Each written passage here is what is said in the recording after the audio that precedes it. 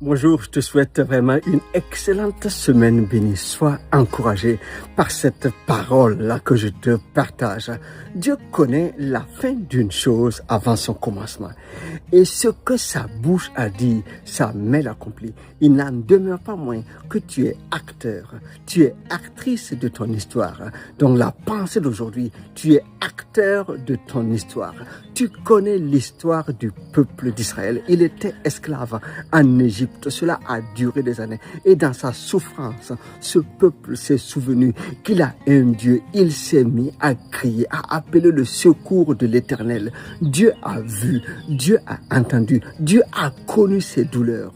Et la Bible dit, Dieu a envoyé un libérateur qui s'appelle Moïse. Mais tu sais aussi que ce n'est pas à partir de la prière, des cris, que Dieu a décidé d'envoyer un libérateur. Longtemps avant, Dieu avait déjà dit à Abraham, le père de la foi, que sa descendance serait esclave dans un autre pays, mais il allait le libérer par une main puissante. Donc quand ce peuple s'est mis à crier à Dieu, c'est pour exprimer son désir. Maintenant nous voulons la liberté et nous comptons sur toi pour nous libérer. C'est manifesté dans sa foi en Dieu, et Dieu a entendu et Dieu est intervenu. Dieu ne libère pas celui qui ne veut pas l'être. Si tu n'appelles pas au secours, si tu ne manifestes pas un désir de changer de situation, de changer de statut, Dieu ne peut pas venir te libérer là. Il faut que tu veuilles que les choses changent.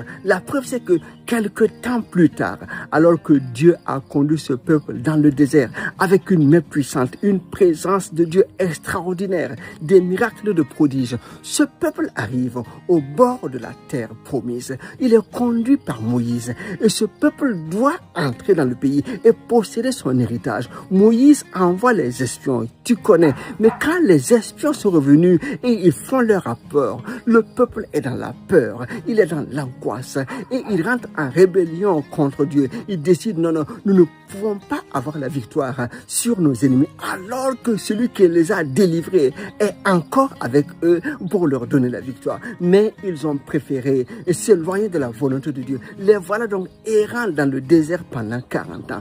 Tous les adultes qui sont sortis d'Égypte sont morts dans le désert, excepté Josué et Caleb.